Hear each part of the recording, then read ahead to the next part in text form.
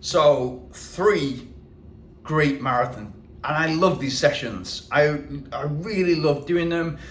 I even get nervous sometimes before them because I know that if I hit these sessions, then I'm going to be in great shape to do a PB in the marathon. Simple as that. What I like to do is I like to get fit and then plan 10 weeks of specific marathon training, and then there's around about a 10-day to 14-day taper. So the whole thing, specific training, is 12 weeks of training, but I get fit first. Why do I get fit first? Because I want to start that training and be ready. Nothing's a shock. The intervals are not a shock. The long run's not a shock. I've already been running long and I've already been running quick in getting fit, ready to go specific for 12 weeks. And that's only 10 weeks of specific sessions, 10 long runs, 10 interval sessions, 10 bits of speed work. So 20 really key sessions, 20 key sessions, and then my 10-day to 14-day taper to freshen up the legs to run as fast as I possibly can. So what are 3 main sessions that I love to build up to? Now, I like to start with longer interval sessions. Why? Because the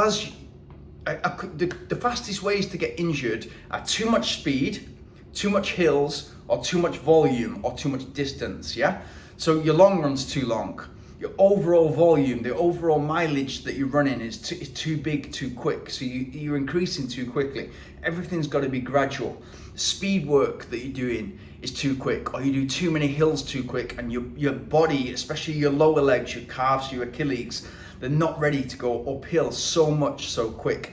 You gradually got to move all of those forward. So your speed work's got to gradually move forward, your hill work's got to gradually move forward, your long run's got to gradually move forward, and the overall total volume has got to gradually move forward as the weeks progress. And that's what a 10-week or 12-week specific training plan should all incorporate those things. So when I say I like to start long on the intervals, I want to start long because I want to run fast, but not all out fast. So if I'm doing 200 meter repeats, that's me sprinting as fast as I possibly can for about 32 seconds. If I do a 10-minute interval, that's me going faster than marathon pace, so about half marathon pace, but it's not too crazy. It's fast for me at that stage in the first few weeks of my training program, but it's not taking me to an uncomfortable pace where likely I have a higher risk of injury. So I'll start with 4 times 7 minutes. So overall, 28 minutes of hard work, and after each 7-minute interval, I'll have 60 seconds rest. Now 60 seconds rest for me in those intervals, those 7-minute reps, all about quality. So it's all about getting the best out of those 7-minute reps. So that 60 seconds in between is just me resting and taking my heart rate probably from zone 3, so between 150 to 165 beats for me, taking it from that height to as low as possible, and hopefully that drops below 130 or 120 or 125 or 120 ideally. And then over the weeks you can watch that heart rate go up, and then as the 60 seconds, and I'll keep the 60 seconds if I'm doing anything longer than a 5-minute rep, as that 60 seconds remains the same, you'll watch your heart rate within those 60 seconds drop faster, which means you're getting fitter. Your ability, your fitness is defined, which includes being able to recover from a hard rep as faster. So I'll see it drop from 170, for instance, to 120 as I get as fit as I possibly can do, which is a great thing in a marathon, for instance, or an ultra marathon, because when you back off a little bit, when you feel as if you're pushing too much into the red, when you back off, your heart rate will come down really quick. So you're teaching your body, even within that rest period, you're teaching your body to recover on the go. Those 7-minute reps are perfect because it's not 10 minutes, not too much, and it's not those 5-minute where I'm really trying to hit a mile. It's that 7-minute. So it's kind of like a 2.2 kilometer where it's threshold session. It's hitting me into the zone, and it's definitely speed work for me. It's definitely something I need to focus on, but it's not an all out, and it's just the right level, and it's only 28 minutes of work. So I'll do a really good warm up for all of these, really good cool down, but 4 times 7 minutes with 60 seconds in between. And then what I'll do as the weeks pass, I'll start to do shorter intervals. So one that I absolutely love is hill intervals, 2-minute hill intervals. I'll do 20 times 2-minute hill intervals. So difficult to find, it depends where you are in the world, but I've always lived where I want to train the best. So I either live in Chiang Mai in the north of Thailand, or I live in Granada in the south of Spain, and both of those have got mountains which are 50k long, yeah? And also a mountain on the doorstep which is 20k, and so I can easily do 20 times 2 minutes uphill, and that gradient, have that gradient anything between 4 and 7%, and get used to that gradient. 2 minutes is a great period where you're pushing, and depending on the gradient, depends on how far you're actually going to go, but it's all about effort. And what you get from that session, because it's a hill session and because it's 20 times 2 minutes, 40 minutes in total, so it's a step up from the 28 minutes, the 4 times 7 minutes, which is 28 minutes, but it's 40 minutes, but you're breaking it down into more chunks, yeah?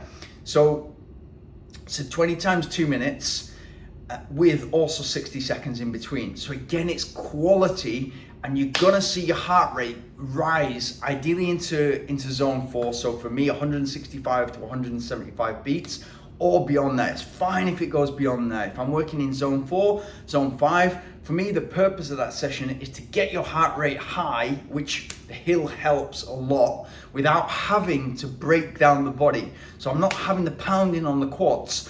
It's working all my power muscles. So my glutes, my hamstrings are really working hard, and I'm working hard each of those 2-minute sessions, and there's 20 of them. Like 20, you will know if you've been marathon training that 20 times 400 meters is a serious session on the track or on the road, wherever you do it. That's hard to get right, and this is 20 times 2 minutes is further than that. So you have to really work on the pacing, but you're gonna get great, like a VO2 max session from that. You're gonna get a really good lactate threshold hit from that, which will put my lactate threshold up. Pacing is going to get to a point where you're really on point, and you know if you're going to go into the red. But because it's broken up into 20 and they're only 2 minutes, they all seem manageable. And in my head, I will break that down into 4 sets of 5. So even though I won't have an extra break after each 5, I'll have 60 seconds only after each one. 60 seconds, again, I'll watch my heart rate go from 175 or 180 all the way back to below 130. And it will be, okay, drink. Ideally somebody's with you and helping, but if you've not, you can easily do this kind of like up and down a hill. Or on a treadmill. Treadmill is your best friend when it comes to this session, especially if you live in somewhere like the UK or you're living in a flat place. Treadmill is perfect for this session. I've done this session and hill sessions specifically on treadmills at set gradients that you can monitor over the weeks. You can easily just have your drink there and be ready and do a perfect session. And it's super efficient because you warm up, cool down, plus the session, you're out within an hour and 15, an hour and 30 minutes. You're out at the gym. So you get lots of benefits from that. And then my best and my most favorite marathon session of all is building up, and this is like, we'll get to week 7, week 8 of the marathon training will be 5 times 10 minutes. And that will be, if it's a marathon, it will be at marathon pace. If I'm training for an ultra marathon, that is still going to be at marathon pace. So if it's on the flat, it's at marathon pace. If I'm training for a hill race, it's at the pace that I want to hit for that race. Ideally, I would go and train on the race course. If I can, I'm going to be in the gym and I'm going to be mimicking the race gradient that I'm going to be running at. But let's say this is flat. Let's say we're running at marathon pace. I know after that session, this is a great marker and it's a great confidence builder. I know that if I can run 5 times 10 minutes at marathon pace, I know that I'm in marathon shape, that I'm in marathon PB shape. I know there's a big chance that I'm going to hit that. If I can hit 7 or 8 of them, and then the wheels fall off, and the last 2 or 3 is a real struggle, or I have to slow down, or if I look afterwards at the data and I'm really having to push, or my cadence is going higher because my stride length is not as powerful, I've got 2, 3, 4 weeks in order to correct that and get into marathon PB shape. So it's a confidence builder, and it wakes you up. If you're not really there yet, it wakes you up. That's a great session to do. And again, 5 times 10 minutes. For me, I love that, and I prefer it even to 10 times 5 minutes, which is another great session. But for me, it's easier because you're only doing 5 reps, and it's slightly slower than my 10 times 5 minutes, which seems a little bit different because it's essentially the same session. You're doing 50 minutes of hard work, but naturally for a 5-minute rep, you go faster. So my 10 times 5 minutes would probably be at half marathon pace, whereas my 5 times 10 minutes is at marathon pace, or a little bit faster. But it's about pacing it, it's about getting it right, and it's about finishing that session confident that you're in PB shape. And if you're not, it's fine, because you're doing it in week 7 or week 8, so you've got 2 to 4 weeks to correct whatever it is that you're not really in the shape. Maybe you ran out of gas, maybe your nutrition was slightly off. Again, track all these things and make sure that you're tracking afterwards the feelings, when it started to get difficult, how it felt in the beginning. Maybe you set off too slow, maybe you set off too fast. What were you taking during the session? What gels were you taking? What sports drink? How much liquid did you drink? Got to track all these things. I know it might seem like, wow, gee, there's so much to track here. If you don't track these things, how are you going to be able to judge a good session? How are you going to be able to judge how much carbohydrates you need in an hour in terms of gels or sports drinks if you're not tracking these in the key sessions, which is your midweek interval session and your weekend long run? 3 great sessions there for you, and a little bonus if you listened.